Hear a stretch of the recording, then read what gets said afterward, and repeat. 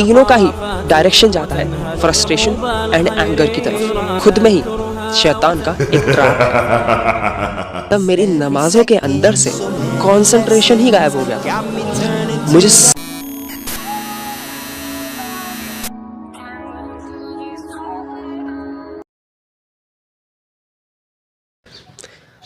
आज से 3 साल पहले अक्टूबर के वक्त में मैंने रात में सोते वक्त 5 बजे का अलार्म लगाया था। जब मैं रात में सोने जा रहा था उस वक्त रात के 12:30 AM हो रहे थे, 12:30। मैं रात में सोने गया, मैंने अपना प्रॉपर पूरा जिक्र पढ़ा, उस जिक्र करने के बाद मैं सो गया। अगले दिन अलार्म के बजने के कुछ मिनट पहले ही मेरी आँख खुल गई। अगर मैं 12 बजे के बाद भी सो रहा हूँ तब भी मैं यूजुअली 5 बजे के पहले उठ जाता था, मेरे अलार्म के भी पहले, एंड उसके बावजूद मैं रिफ्रेश्ड फील करता था। बट अगर अब मैं अभी के वक्त पर देखता हूँ तो मेरा शेड्यूल अपने आप में पूरा बिगड़ा हुआ है। लाइक डैम, मेरा कोई भी काम पिछले हफ्ते भर से टाइम पर हुआ ही नहीं है। How is this happening? You see, नफ्स, लेजीनेस एंड प्रोक्रेस्टिनेशन का कॉन्सेप्ट आपस में इंटरट्वाइंड है। ये तीनों ही जिस रिजल्ट की तरफ हमें ले जाते हैं वो है weakness, not only physically but mentally and Islamically.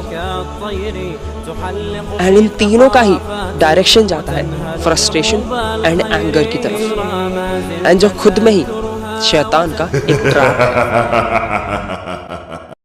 जब मैं इस ट्रैप के अंदर फंसा था तब मेरी नमाजों के अंदर से कंसंट्रेशन ही गायब हो गया था। मुझे सुन्नत नमाज एंड नफिल एंड एक्स्ट्रा इबादत करने का मन ही नहीं करता था। इनफैक्ट मेरा नमाज पढ़ने में मन भी नहीं करता था। This is how I was उस टाइम पर।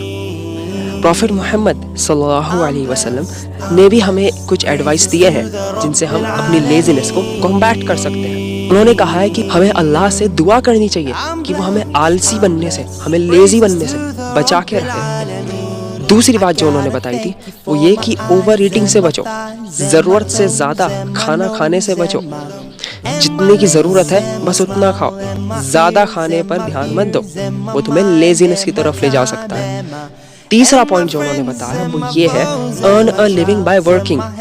अब ये तीसरा पॉइंट जो है इसके बारे में मैं तुम्हें नहीं बताऊंगा, तुम खुद गूगल पर चेक करके देखना। लेजी मत बनना, इसके बाद सच में गूगल पर जाकर चेक करना। और एक अलग तूफानी हदीस के अंदर प्रॉफिट मोहम्मद ने ये भी कहा है कि 5 चीज़ों का फ़ायदा उठाओ इससे पहले इनकी अगली 5 चीज़ें आ जाएं। अपनी जवानी का सही फ़ायदा उठा लो इससे पहले तुम्हारा बुढ़ापा आ जाए। अपनी सेहत का सही फ़ायदा उठा लो इससे पहले तुम्हें बीमारी आ जाए। अपने पैसों का सही फ़ायदा उठा लो इससे पहले तुम्हारे ऊपर गरीबी आ जाए। अपने वक्त का सही फ़ायदा उठा लो इससे पहले तुम बिजी हो जाओ। अपनी ज़िंदगी का सही फ़ायदा उठा लो इससे पहले तुम मर जाओ।